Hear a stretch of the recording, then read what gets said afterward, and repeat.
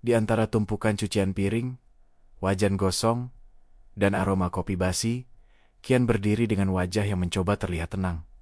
Katanya, cinta itu sabar. Tapi kadang, sabar juga bisa kelelahan, menunggu nasi matang di rice cooker yang belum dicolok. Kian bukan pria romantis. Ia bukan tipe yang menulis puisi atau memberi bunga. Namun entah kenapa, sejak mengenal Yola, hidupnya terasa seperti naskah drama yang ditulis tanpa sutradara. Pagi-paginya, kini tak lagi tenang. Ada tawa, ada keluhan, ada suara sandal diseret, dan ada perdebatan kecil soal siapa yang harus membuang sampah hari ini. Tapi di sela kekacauan itu, ada sesuatu yang menenangkan, seperti nada minor dalam lagu cinta lama yang membuat dada bergetar tanpa alasan. Kian sering berpikir, mungkin sabar itu bukan tentang menunggu sesuatu berubah, tapi tentang tetap memilih bertahan ketika segalanya terlihat kacau. Yola datang ke hidupnya seperti badai kecil yang membawa warna, kadang menyebalkan, kadang menghangatkan. Kadang ia seperti matahari,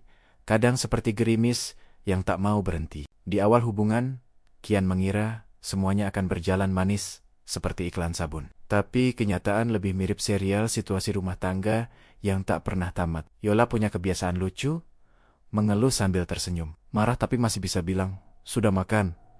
Meski nadanya seperti ancaman. Kian tahu, kesabaran tidak tumbuh dari ketenangan, tapi dari kekacauan yang dihadapi dengan cinta. Ia belajar itu setiap hari, terutama saat menunggu Yola selesai berdandan. 15 menit katanya.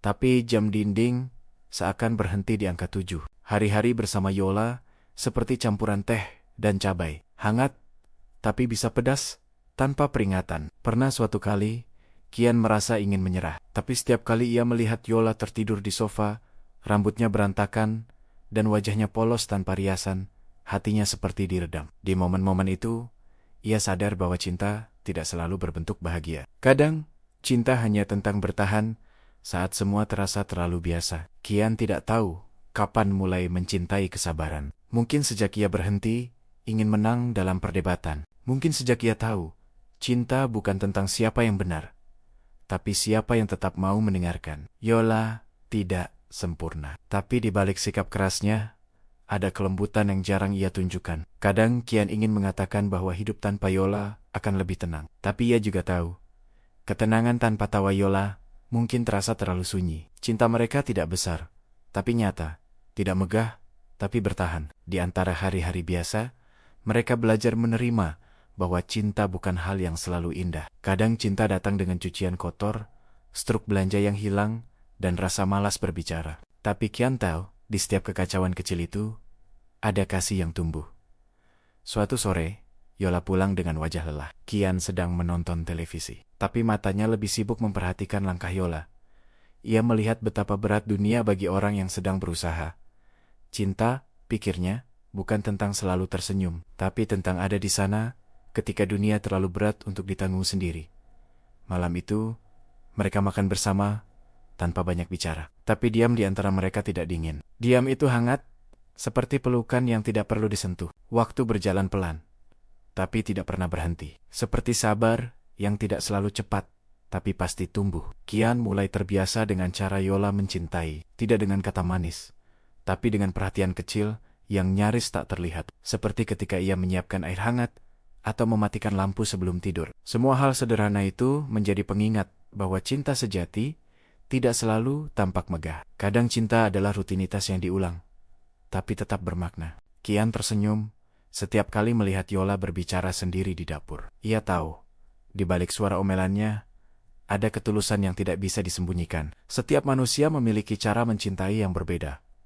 Yola dengan kesibukannya, Kian dengan diamnya. Tapi keduanya sama-sama berusaha memahami. Suatu hari Yola membuatkan Kian teh yang terlalu manis.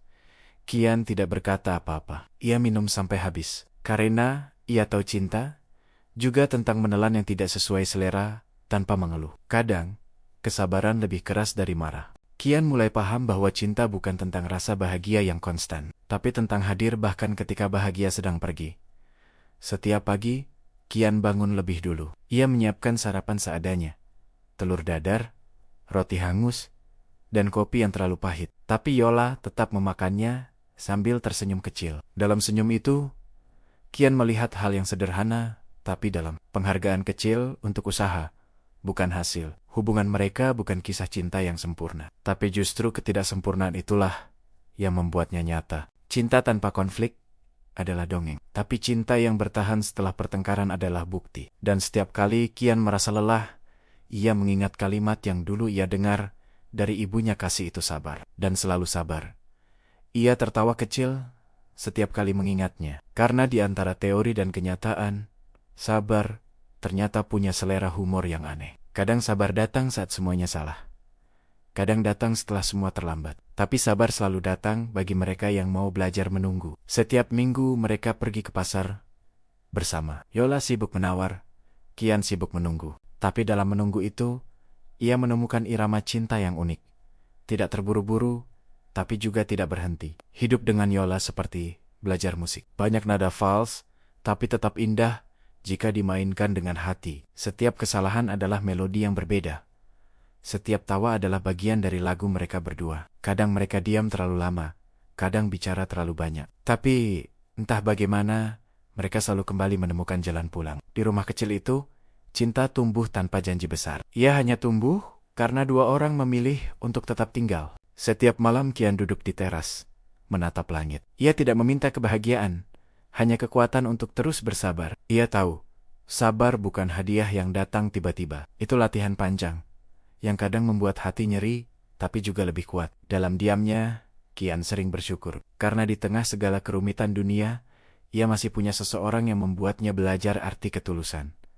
Cinta bukan tentang sempurna, tapi tentang cukup. Dan Yola, dengan segala kekurangannya, adalah cukup. Suatu hari, listrik mati. Rumah jadi gelap. Yola menyalakan lilin, dan wajahnya terlihat lembut dalam cahaya kecil itu. Di sana Kian melihat sesuatu yang lebih terang dari cahaya itu. Keikhlasan. Kadang, cinta terasa seperti lilin di malam gelap. Tidak besar, tapi cukup menerangi dua hati yang saling mencari arah.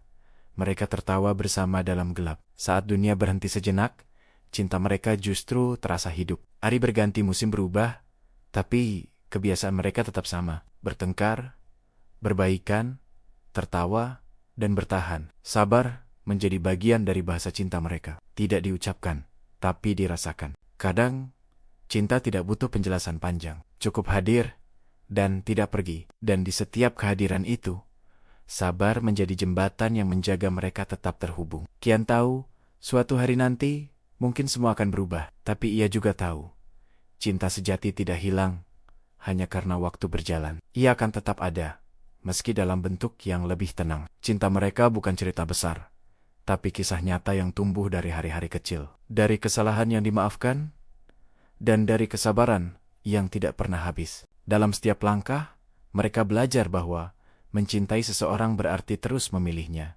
bahkan di hari terburuk. Kadang, cinta itu lelah, tapi tidak menyerah. Kadang cinta itu hancur, tapi selalu menemukan cara untuk pulih. Dan dalam setiap kepingan yang jatuh, sabar menjadi lem yang menyatukan lagi. Kian sering berpikir, mungkin kasih tidak perlu selalu berapi-api. Kadang cukup seperti air, tenang, tapi mampu menembus batu. Mungkin itu sebabnya ia masih di sini, masih mencoba, masih bertahan. Cinta mereka bukan cerita yang akan viral, tapi kisah yang akan diingat oleh hati yang mengenal tulus. Setiap kali Kian menatap Yola, ia melihat segala kesalahan, tapi juga alasan untuk memaafkan. Ia melihat masa lalu yang rumit, tapi juga masa depan yang layak diperjuangkan. Dalam dirinya, cinta tumbuh bersama sabar, dan sabar tumbuh bersama pengertian. Tidak ada pemenang, hanya dua orang yang belajar kalah bersama. Hidup bukan tentang selalu bahagia, tapi tentang tidak menyerah saat sedih.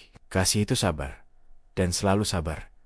Karena cinta sejati bukan tentang memiliki, tapi tentang memahami. Di akhir semua cerita, Kian tersenyum. Ia tahu, sabarnya tidak sia-sia. Karena dari semua yang ia pelajari, hanya satu yang benar-benar abadi. Cinta tidak tumbuh di tanah yang sempurna, tapi di hati yang mau menunggu. Dan di rumah kecil itu, di antara tawa dan air mata, cinta masih hidup. Sederhana tapi nyata. Karena kasih itu sabar. Dan sabar, ternyata, juga cinta dalam bentuk paling murni.